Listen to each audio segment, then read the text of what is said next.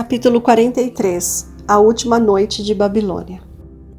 Grandes mudanças ocorreram no reino para o qual Daniel e seus amigos tinham sido levados como escravos havia mais de 60 anos. Nabucodonosor tinha morrido, e Babilônia passou a ser governada por sucessores insensatos. O resultado foi uma decadência gradual, mas inevitável. Belsazar, o neto de Nabucodonosor, orgulhava-se de seu poder e colocou o coração contra o Deus do céu. Ele sabia que, por decreto de Deus, seu avô tinha sido excluído da sociedade. Sabia também da conversão de Nabucodonosor e de sua cura milagrosa. Mas Belsazar permitiu que o amor aos prazeres e o orgulho apagassem as lições que ele jamais deveria ter esquecido. Ele se recusou a usar os meios que estavam ao seu alcance para conhecer mais a respeito da verdade. Não demorou muito para as dificuldades chegarem. Ciro, o comandante-geral dos medos e persas, cercou Babilônia. Mas, dentro da capital protegida por muralhas maciças e portões de bronze, abastecida pelo rio Eufrates e com estoques abundantes de comida, o rei, que vivia em busca de prazeres, sentia-se seguro e passava seu tempo em festas e banquetes repletos de imoralidade. Em seu orgulho e arrogância, iludido por uma falsa sensação de segurança, Belsazar deu um grande banquete para 1000 dos seus nobres e com eles bebeu muito vinho. Daniel capítulo 5, verso 1. Belas mulheres com seus encantos estavam entre os convidados. Homens de grandes talentos e cultura estavam lá. Príncipes e políticos bebiam vinho como água e festejavam completamente bêbados. Com a razão amortecida pelo efeito do álcool e controlado pelos impulsos e paixões mais baixos, o próprio rei em pessoa liderava orgias sem limites. Ele deu ordens para trazerem as taças de ouro e de prata que Nabucodonosor tinha tomado do templo de Jerusalém. O rei queria mostrar que nada era tão sagrado que suas mãos não pudessem tocar. Então trouxeram as taças de ouro e o rei e os seus nobres, as suas mulheres e suas concubinas beberam nas taças. Enquanto bebiam o vinho, louvavam os deuses de ouro, de prata, de bronze, de ferro, de madeira e de pedra. Sinal de condenação. Um vigia divino, sem ser notado, contemplava a cena. Ouvia os gritos pervertidos de alegria, observava a idolatria. Não demorou muito e aquele ser não convidado fez com que sua presença fosse percebida. No auge da orgia, uma pálida mão apareceu e começou a escrever na parede do palácio letras que brilhavam como fogo, palavras que anunciavam o castigo. De repente, a festa barulhenta parou. Homens e mulheres, cheios de terror, observavam a mão escrever as misteriosas letras. Todos os seus maus atos passaram diante de seus olhos como uma visão panorâmica. Era como se estivessem sendo julgados pelo tribunal do Deus Eterno, cujo poder eles tinham acabado de desafiar. Ali, onde havia pouco só se ouvia zombaria e palavras blasfemas, havia rostos pálidos e gritos de terror.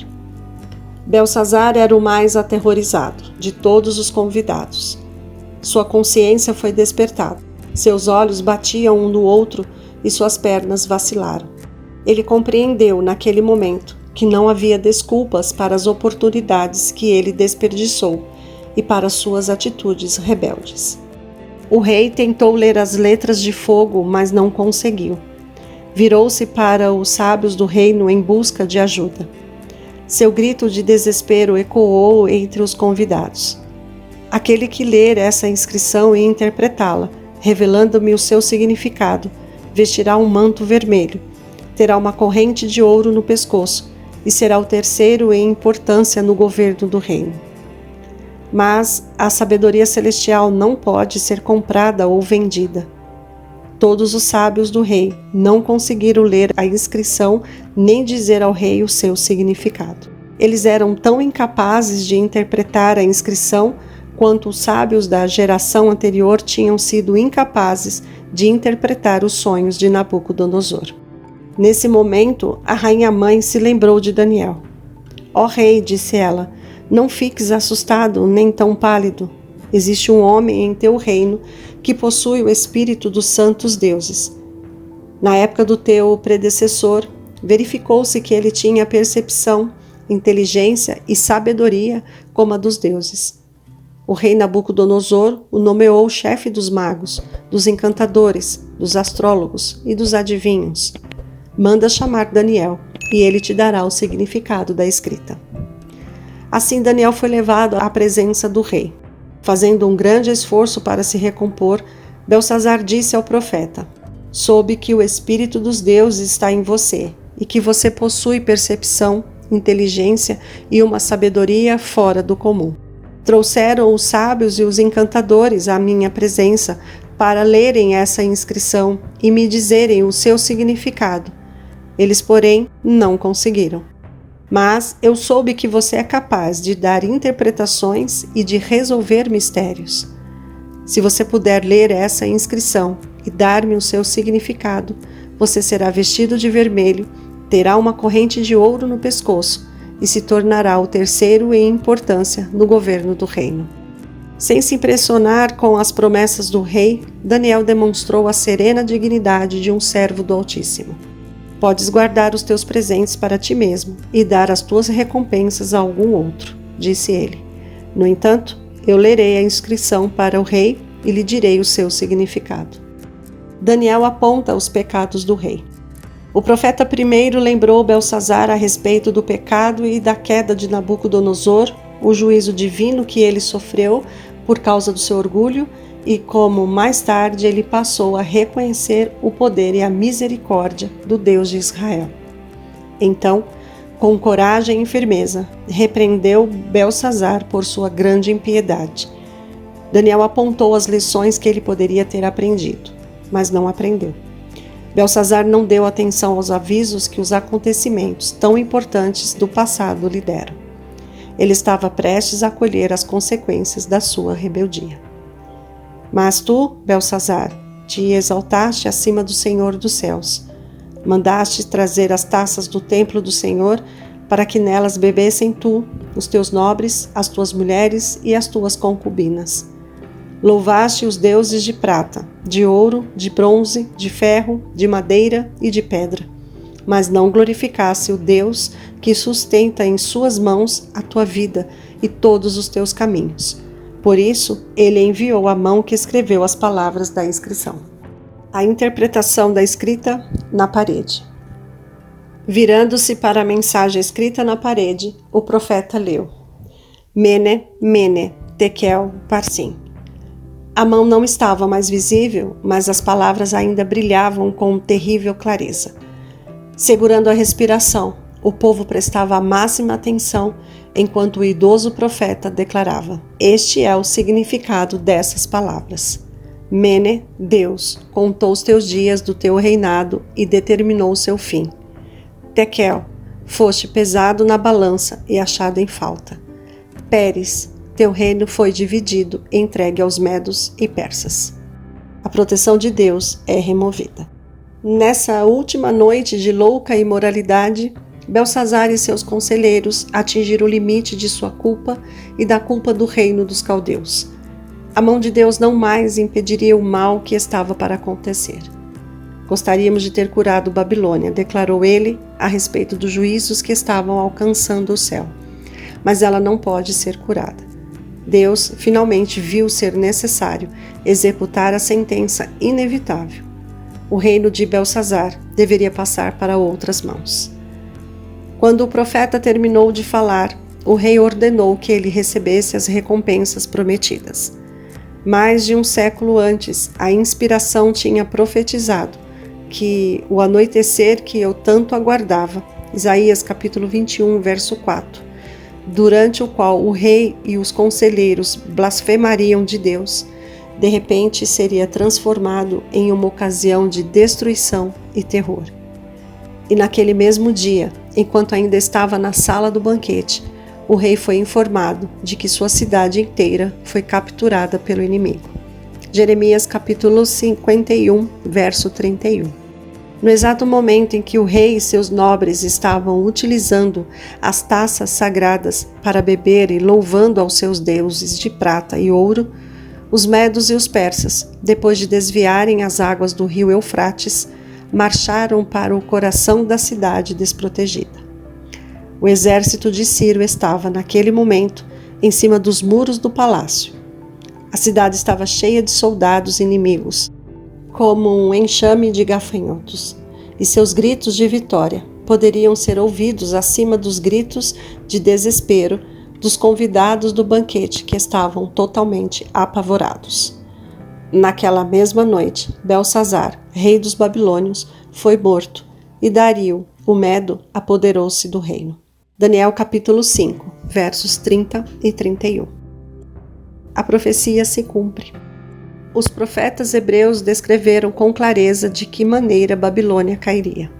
A Babilônia caiu de repente e ficou arruinada, pois o Senhor é um Deus de retribuição.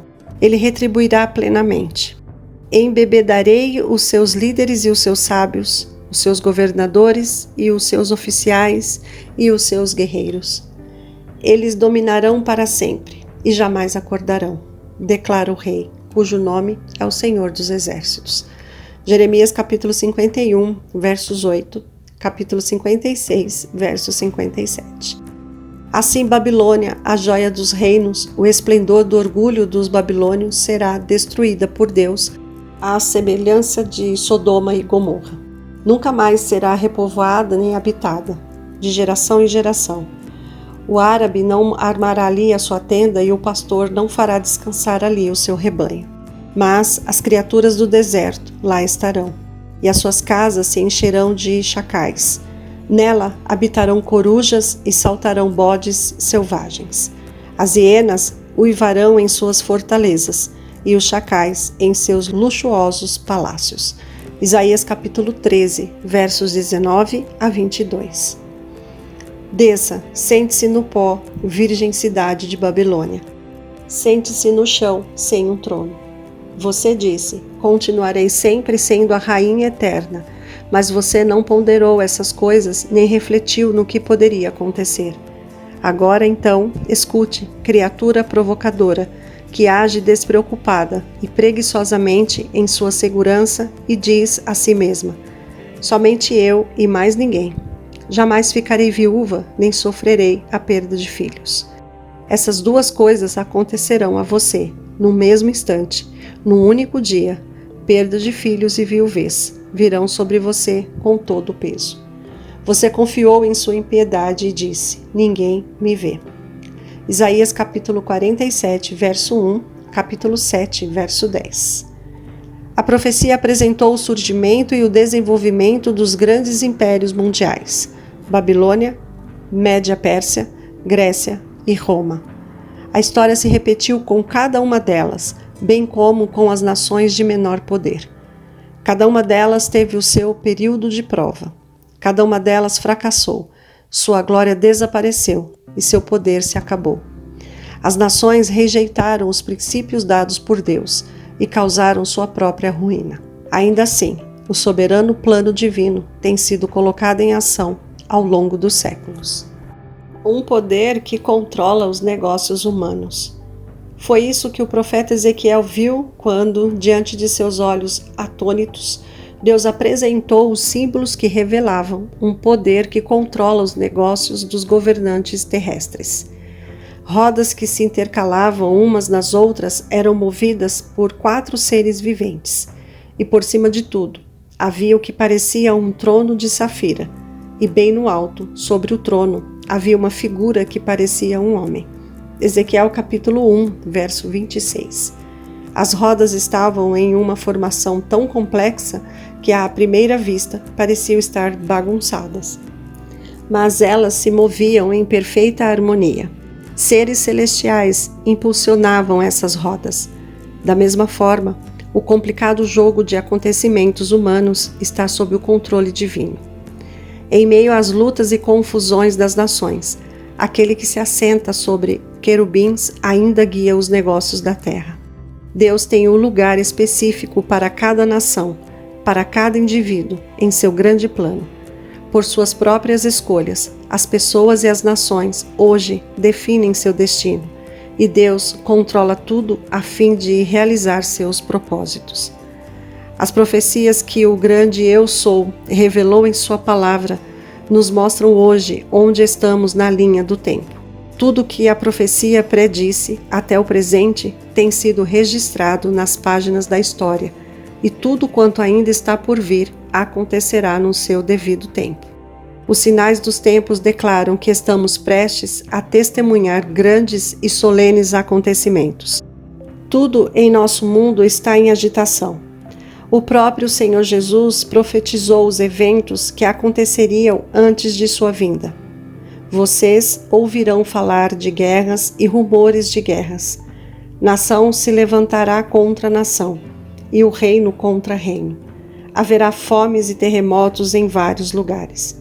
Mateus capítulo 24, versos 6 e 7.